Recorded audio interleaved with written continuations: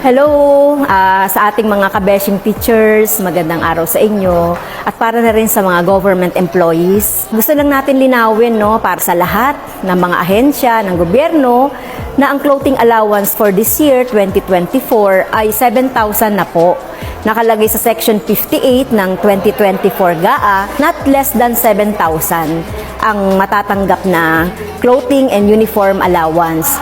Kung kukumpara po natin ito doon sa GAA ng 2023, nakalagay doon not less than 6,000.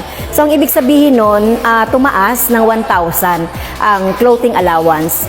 Ang problema lang kasi dito, yung DBM circular na binabanggit, no? Kasi 2018 pa ito at very luma na yung 6,000. Kaya kailangan ng DBM na maglabas ng another memo or circular para po hindi na malito yung ating mga ahensya. Kasi may nabalitaan kami na may mga division na 6,000 lang yung plano na ibigay. So wag po, 7,000 na po ang uniform and clothing allowance at yan ay binunga ng ating kampanya para taasan yung mga benepisyo.